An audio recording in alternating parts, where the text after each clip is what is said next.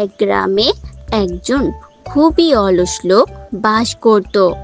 সে কোনো কাজকর্ম করতো না, শুধু সারাদিন নিতান্ত বেকার বসে বসে নানা কিছু ভাবতো।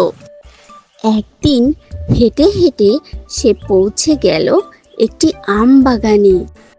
বাগানটিতে রসালো পাকা আমে ভরা অনেক গাছ ছিল।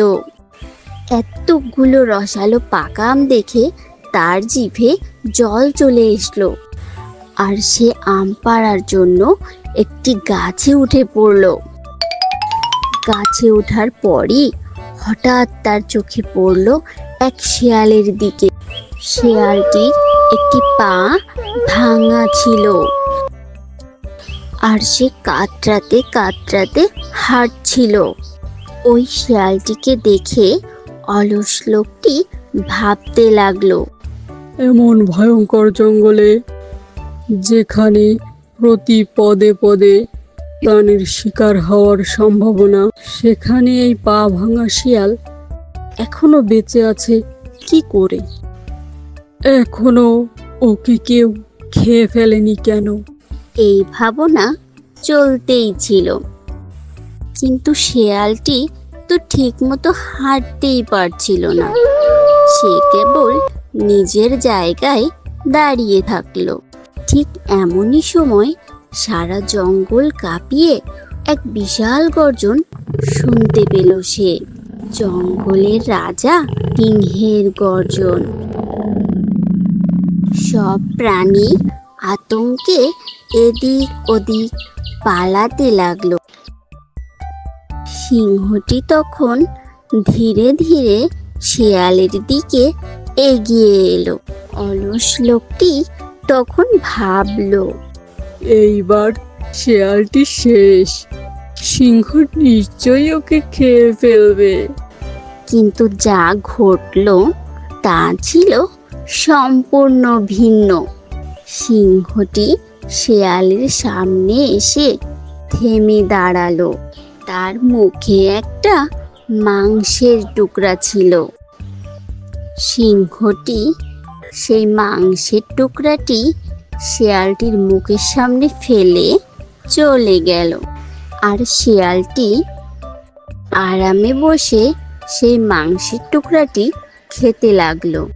আর এই দৃশ্যটি দেখে অলস লোকটি চমকে উঠল, আর সে ভাবতে লাগলো, ভগবান সত্যি সব কিছুর ব্যবস্থা করে রাখেন। পশু পাখিদের জন্যেও তিনি কোনো না কোনো উপায়ে রোজগারের ব্যবস্থা করেন, তাহলে নিশ্চয় মানুষের জন্যও করবেন। আর ঠিক এই ভাবনা নিয়ে সে তার বাড়ি ফিরে এলো।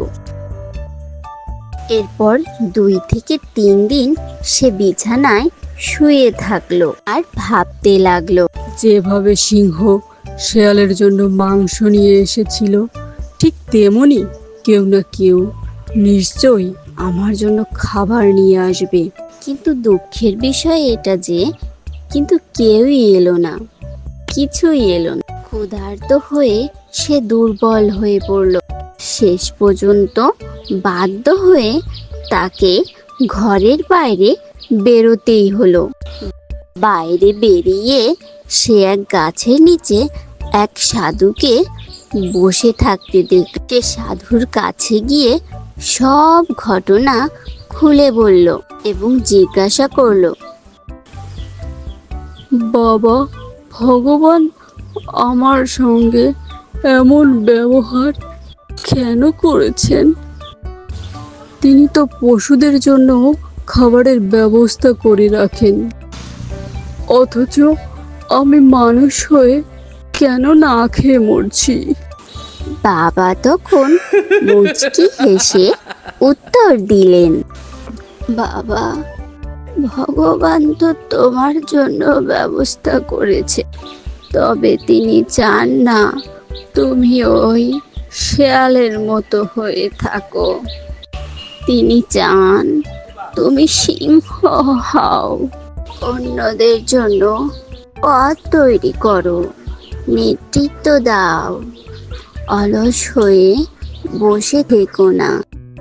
সুতরাং ছোট্ট বন্ধুরা, এই গল্পটি হতে আমরা এই নৈতিক শিক্ষা পাই যে এই পৃথিবীতে সব কিছুর ব্যবস্থা আছে, কিন্তু যে মানুষ কাজ করে না সে কিছুই পায় না। সুতরাং মন দিয়ে আমাদের নিজের কর্ম নিজেদেরই করতে হবে, অন্যের উপর নির্ভর হয়ে কখনোই থাকবো না। বন্ধুরা, গল্পটি ভালো লেগে থাকলে অবশ্যই আমাদেরকে লাইক, কমেন্ট ও সাবস্ক্রাইব করে জানাবে এবং পাশে থাকা বেল আইকনটি বাজাতে ভুলবে না। খুব তাড়াতাড়ি তোমাদের সামনে নতুন নতুন গল্প নিয়ে হাজির হব।